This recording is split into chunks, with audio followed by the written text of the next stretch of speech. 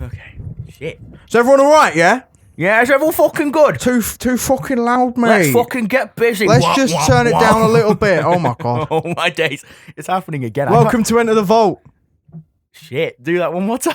Welcome to Enter the Vault. These are the chronicles of two fat nerds on a quest to do as little as possible with their lives. I'm Connor Christian. And I'm Dean Case. And this is Dowsing with Cutoff, Blades, Blades, Blades, and even more blades. 1, 2, 3, 4! No need to hold back. Slip the blade, cut the fat of the ones who were dangling by the thinnest of threads. Maybe they deserved it. They showed you no respect. It's not like you even gave them a single chance. I just step back and laugh. I just step back and laugh. I just step back and laugh. I just step back and laugh. I just step back and laugh. I just step back and laugh. I just step back and laugh. To live in a city with so many people you can't stand. To live in a city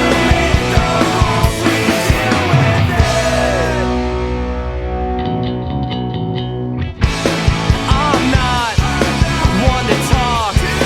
I've done my fair share of ruining what's good for everyone, but I can back up with reasoning. We were at the peak of something, but that period is dead.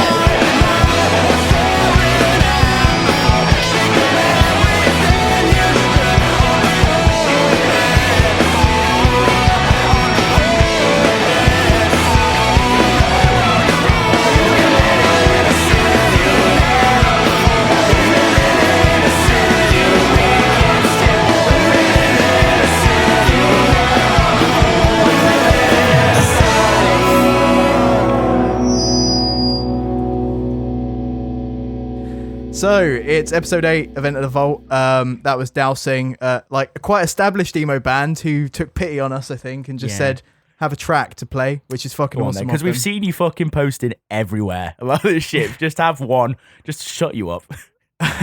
And this is out on a split with Cardboard Swords, Long Knives, and Sinai Vessel.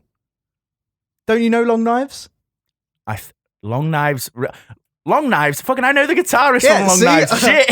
I thought so. Took me a while. I was like, yeah, no, she's cool, man. She used to do these really cool acoustic punk covers, like of like Descendant songs and like Dynamite Kid and shit like that. It was the coolest, man. Sweet, man. Talking of that, there is a new Dowsing thing that just went up on their Bandcamp.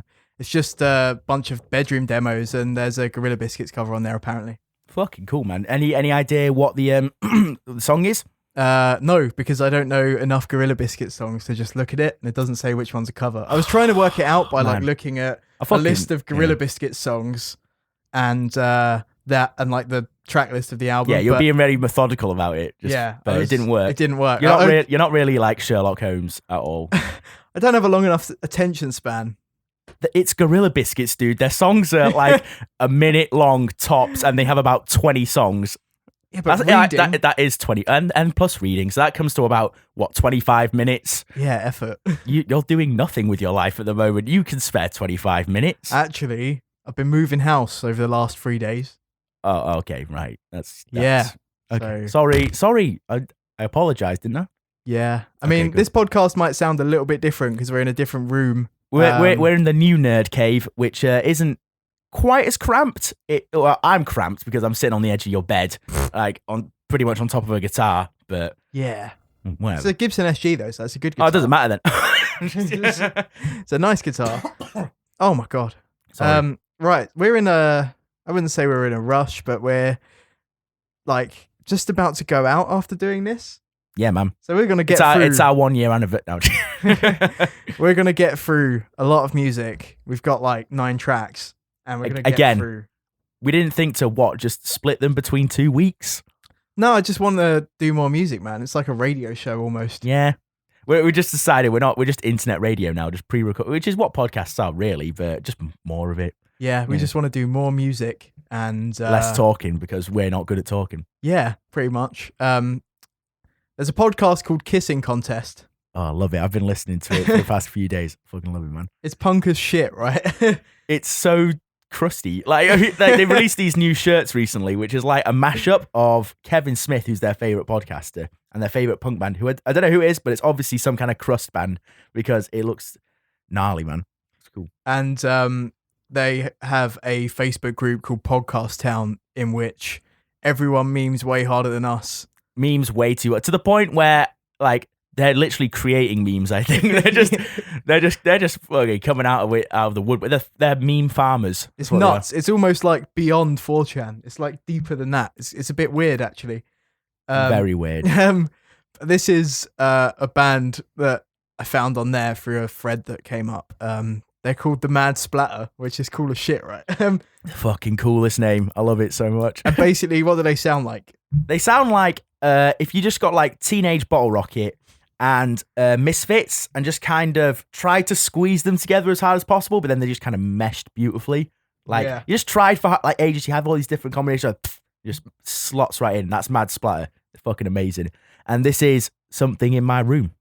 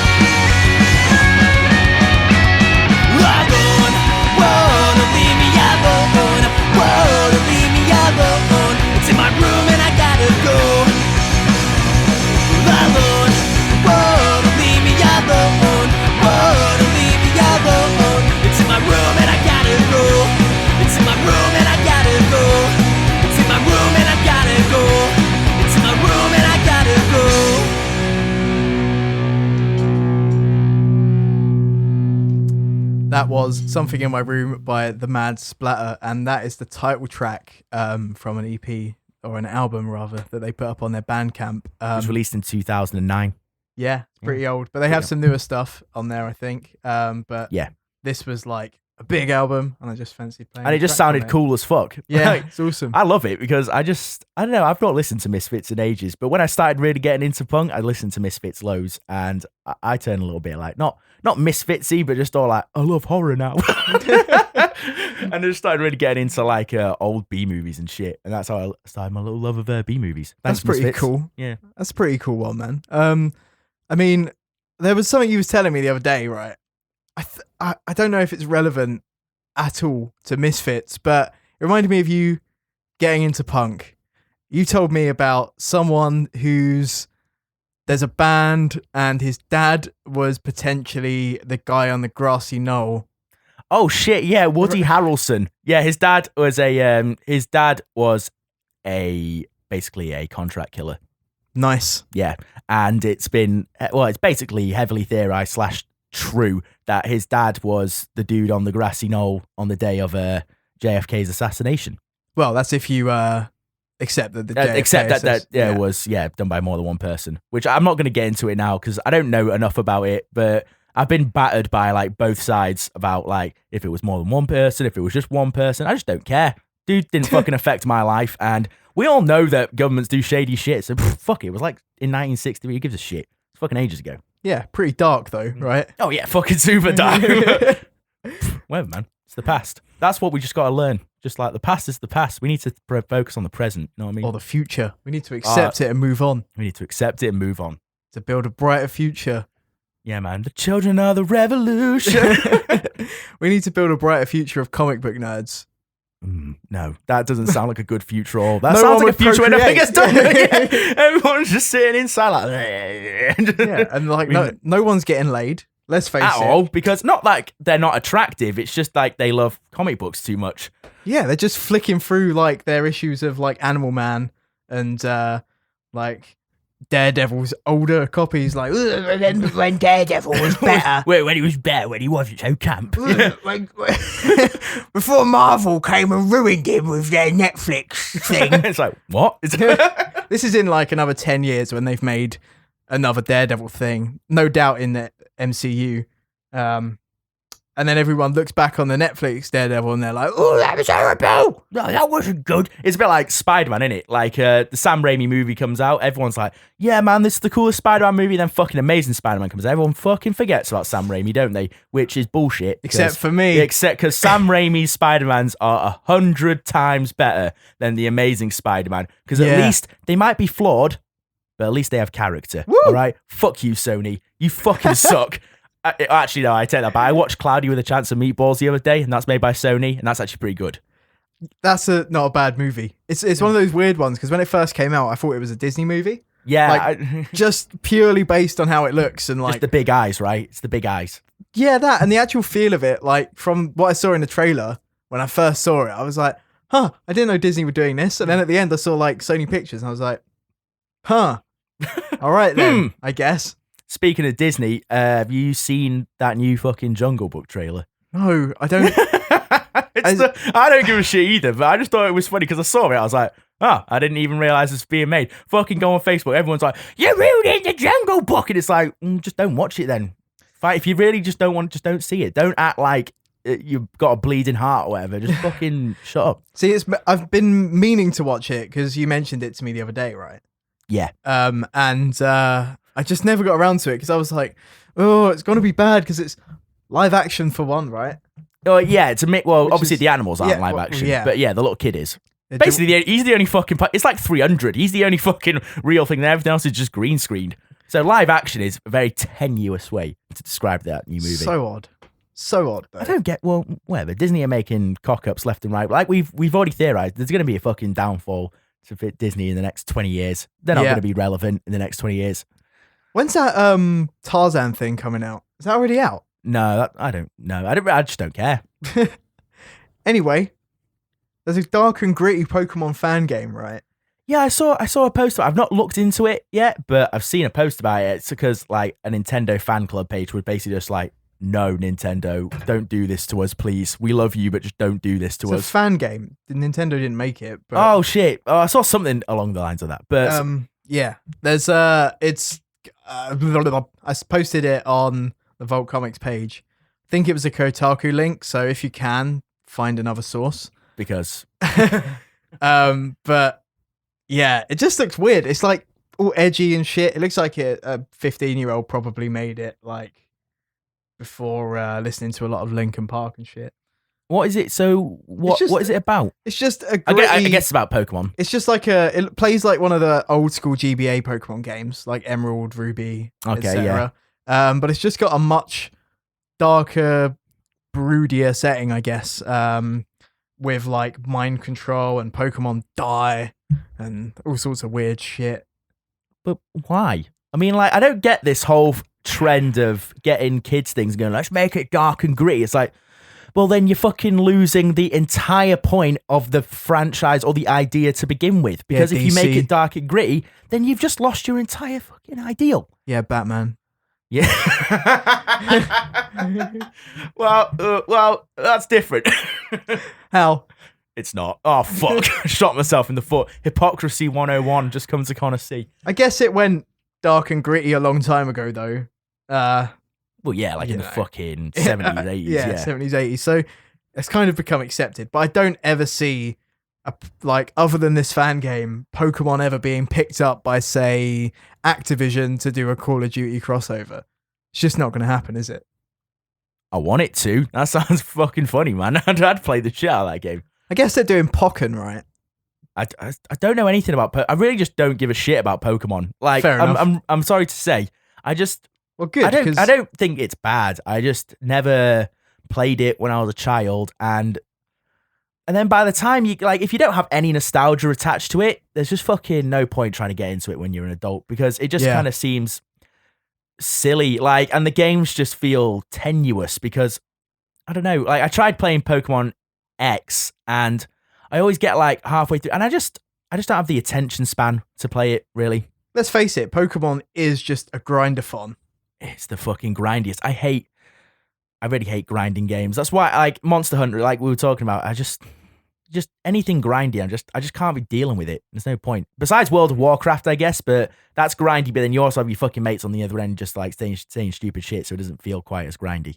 Yeah. You can't play World of Warcraft on your own. No, you can't. Well, I guess you can. I mean, you can, but like in a guild. Yeah, it'd be boring as shit if it was just you and you weren't even talking to other players, just killing wild just mindlessly going around, fucking right clicking, pressing 1, then 3. Oh, then you need to let 3 cool down. Yeah. So we're gonna play another song right now. Sweet. It's called Under the Radar, and it's by Slowlight.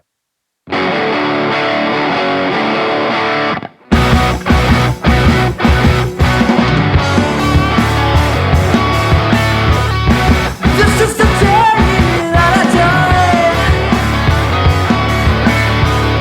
and I have not felt so right. It took my whole life to realize that it goes over and over.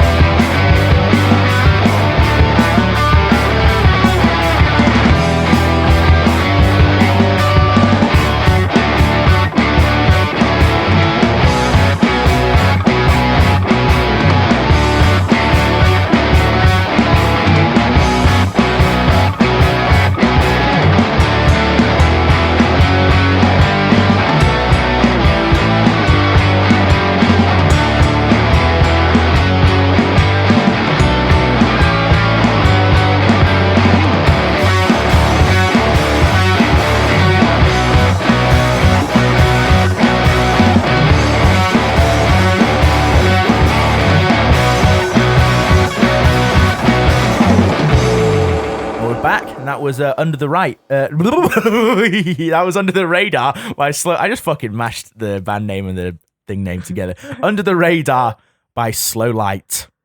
There you go. See, just sorry. Yeah.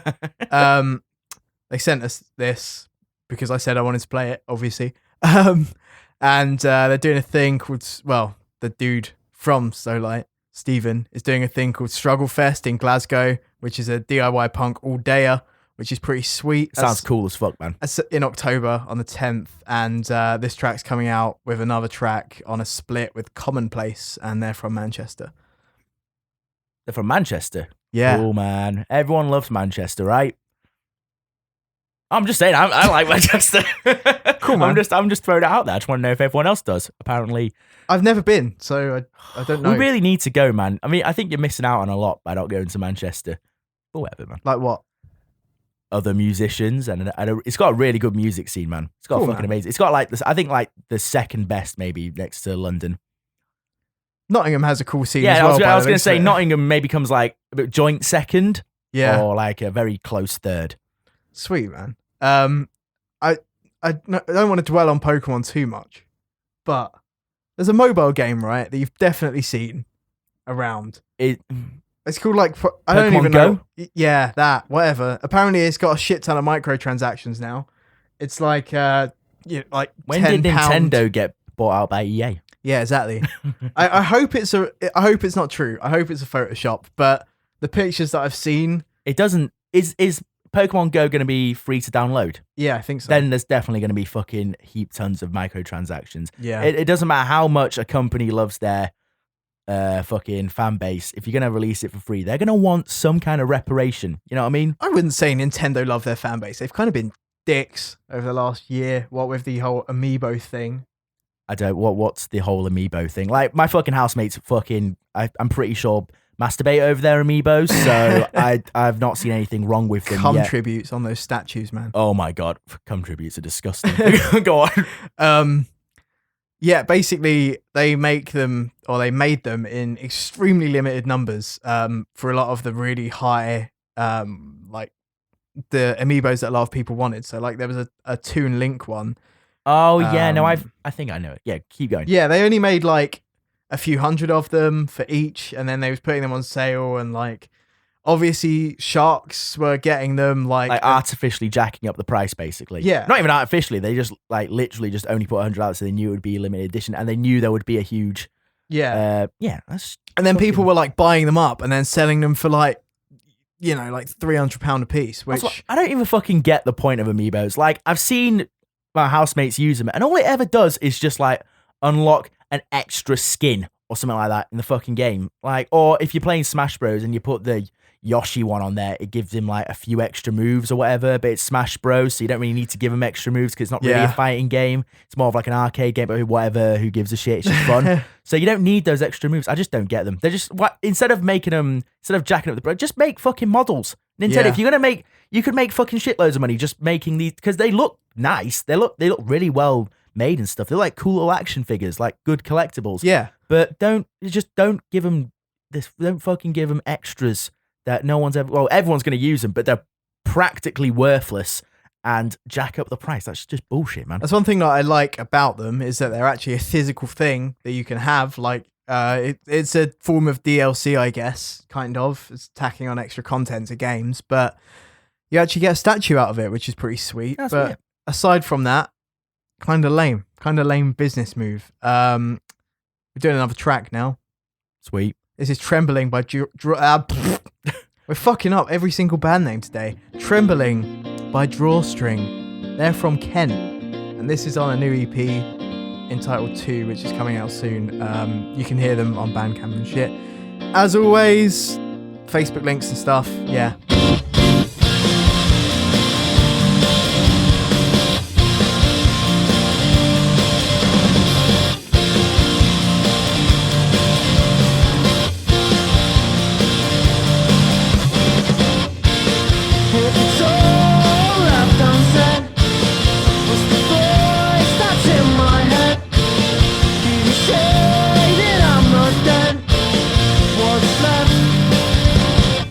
I need to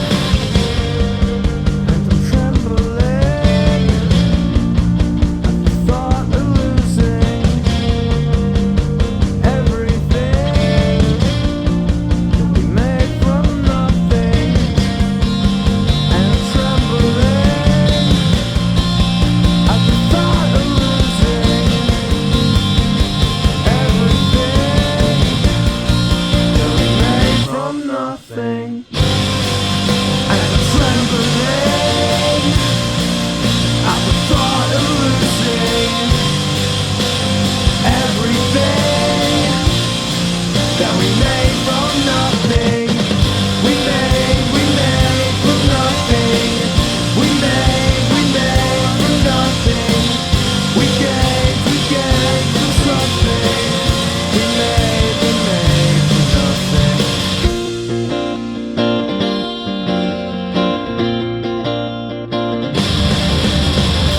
I need to get away.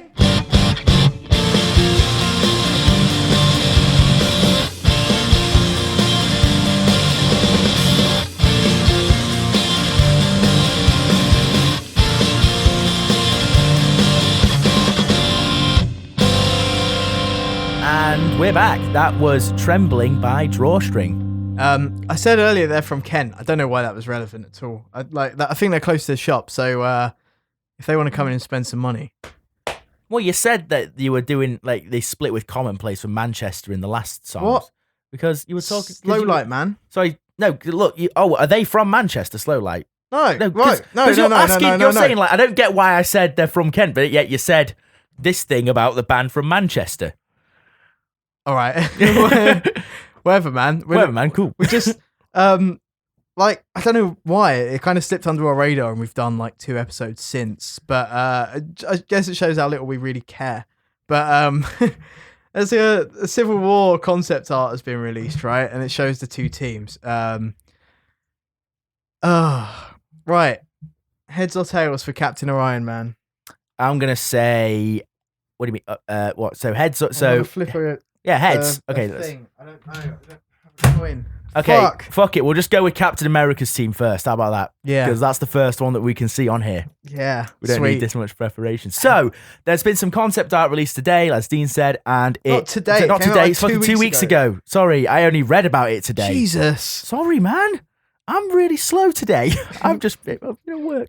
And it's just... And it reveals, the 2 teams for Civil War, which, as we all know, is quite a big turning point in the Marvel universe, and also kind of renders everything in Age of Ultron useless. So, so for Captain America, I feel like this is like a WWE pay-per-view like advert. So dun dun dun dun dun dun dun.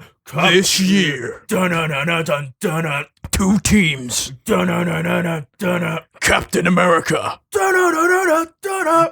Iron Man. Dun dun dun dun dun dun. Hawkeye. Dun dun dun. Falcon and Winter Soldier. This is Captain's team. Ant-Man.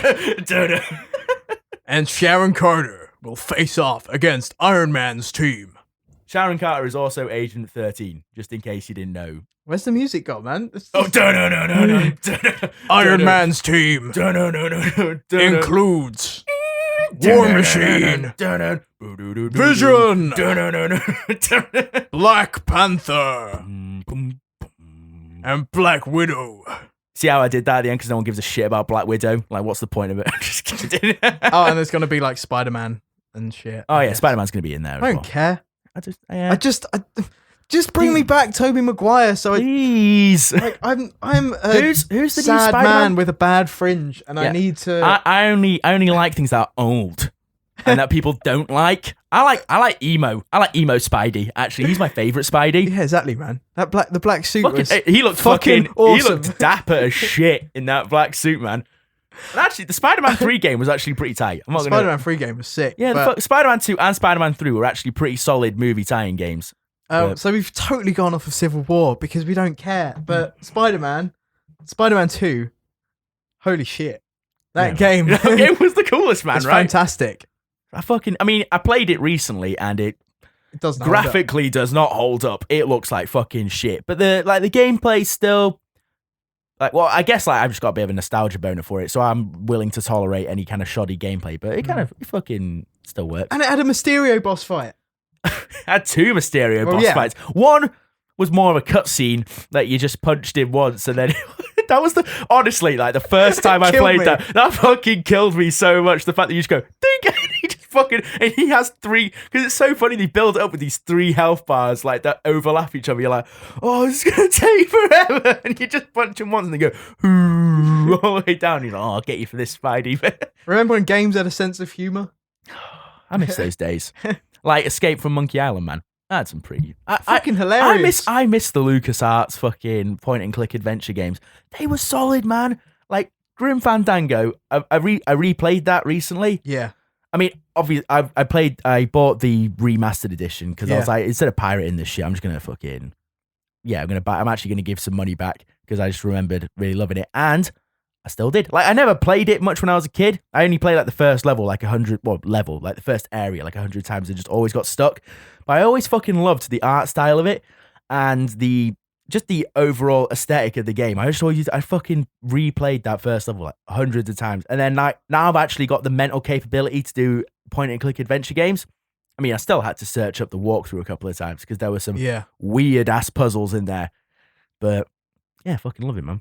If you are a sneaky man and you want to get to play some of these old point and clicks, I can highly recommend Fate of Atlantis, Indiana Jones. It's like the best Indiana Jones movie that was never made. Is that a LucasArts game as well? Yeah, it is. So of course it's fucking solid, right? And there's an emulator called Scum VM, which lets you run all of the old point and click games, and it looks pretty good. They actually upscale pretty well, obviously, because they were made for fucking early 90s CRTs, man. Yeah. And on like LCD 1920 by 1080, they look a bit blocky, to say the least. But Scum does a good job of upscaling them well. We're going to play another song. These guys are called EnterTheLexicon, and they're basically like going all DIY and shit. So they're doing like a Kickstarter campaign because they wanted to make an album, and the label that they were on were like, no, you can't make that album. So they're like, well, we're going to make it anyway and do it self-funded. Yeah.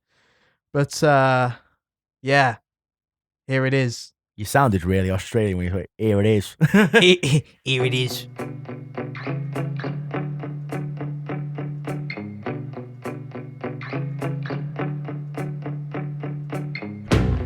I speak in code just to get it through. I thought it was me, yeah. I thought it was you.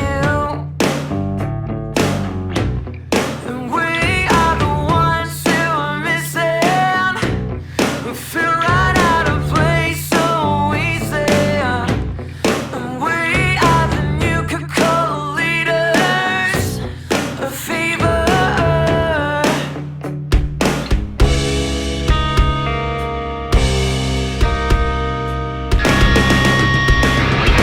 Feeling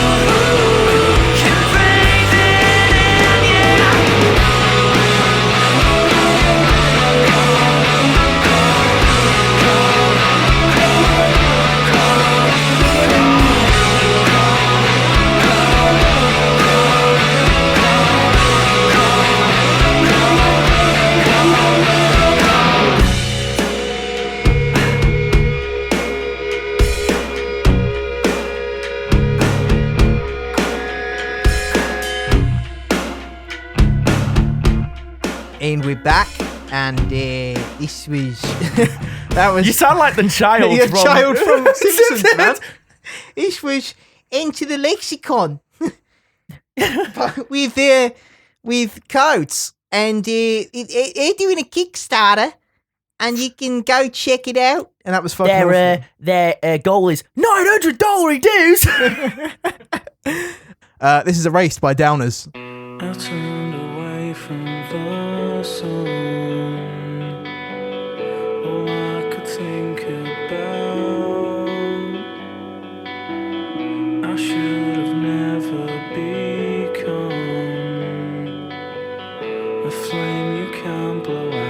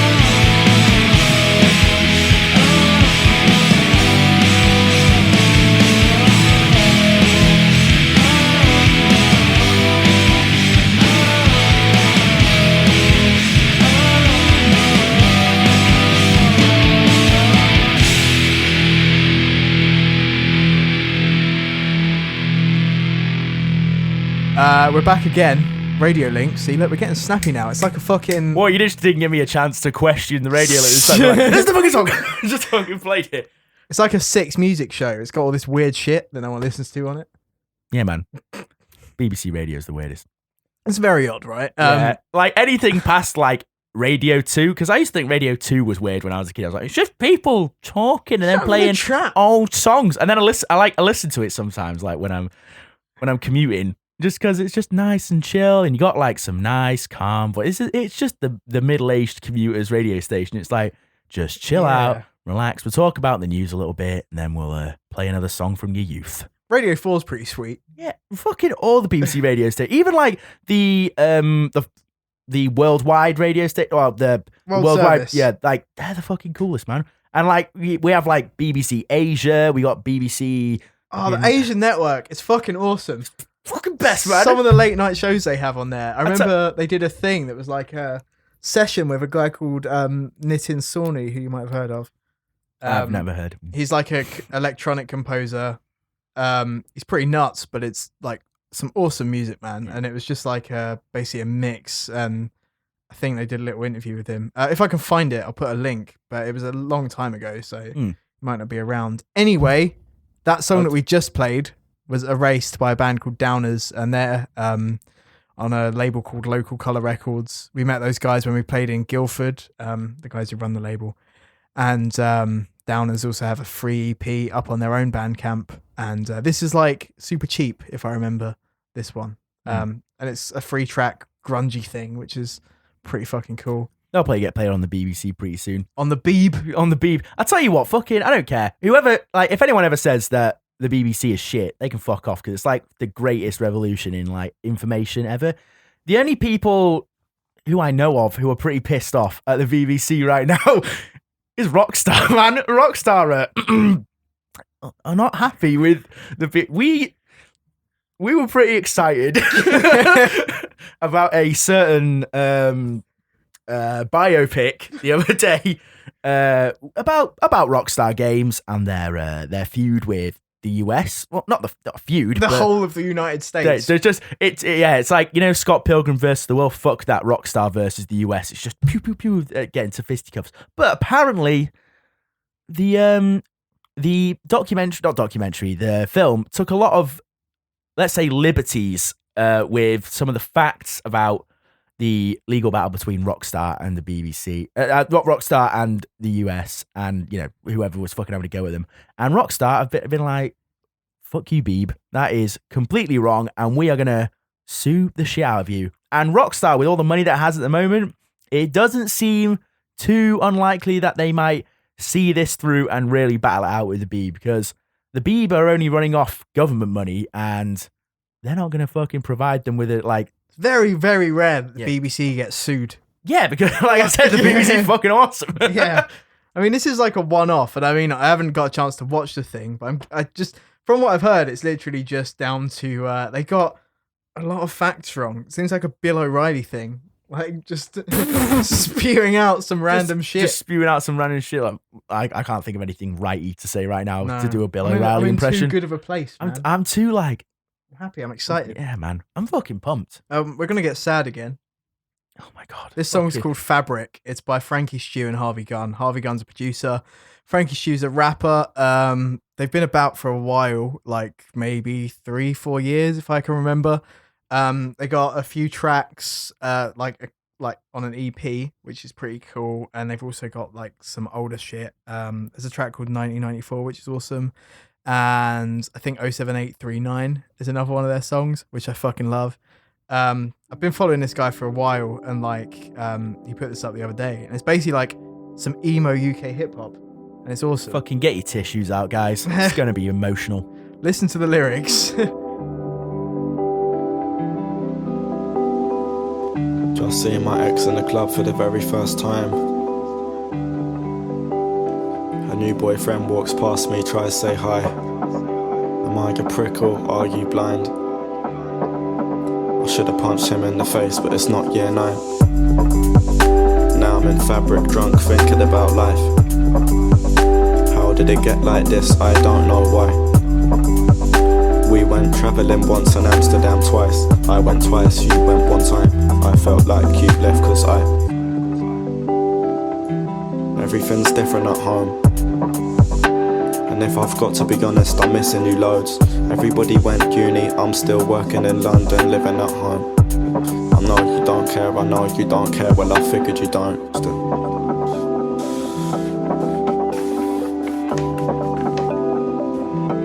Well, I figured you don't still.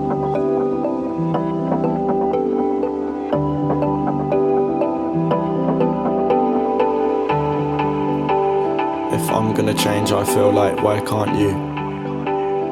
Writing again, but this time it's not new. Writing again, but this time it's not smooth. It's been a bumpy ride. You know when the sun comes out, still thunder skies. Make the clouds turn red. Seeing the moon and the stars so bright, so now I left. I don't wanna be alone, I guess that's why I'm stressed. night, guess that's why I'm stressed. Nobody does, do they? Still quoting the stuff you say. I've got so many untrue mates, so many things I'd love to say, so many things I'd love to change, so many love songs sung too late. So many love songs sung too late.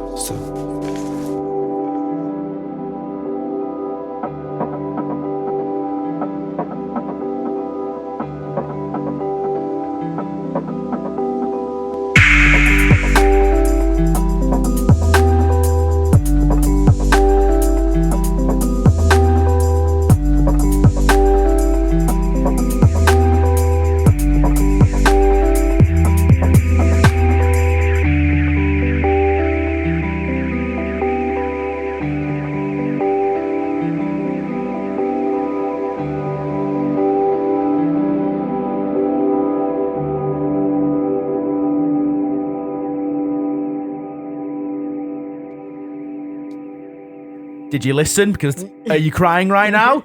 Yeah, well, we'll give you a minute to... We're not going to give you a minute. We're just going to start shouting down your ear now. So that was Fabric by Frankie, Stu, and Harvey Gunn. And goddamn, man, it's fucking... I mean, I've never had a relationship in my life. But you'd imagine. Yeah, I'd imagine that's what it would feel like if so... Yeah. If I were hanging out in Fabric and I saw my ex-girlfriend. So we've got like 2 more songs left to play and not much time. You know what? Shall we just say... We're going to save it for next week because we got 2 awesome songs. These are really good songs, actually. We're going to have some more awesome songs for next week. And this is going to be a bit of a short podcast. But we've had fun, right? We've covered a lot of subjects. Oh, there's a Preacher poster and it's coming out in May. Google it. Yeah, if you like Preacher, if you like good comics with an X at the end, then check out Preacher. If you wanted some real dark, gritty shit about a man who fucking has the voice of God, an Irish vampire, and a really fat Pope dude, a cardinal, then yeah, you check it out. Bye. Bye, guys.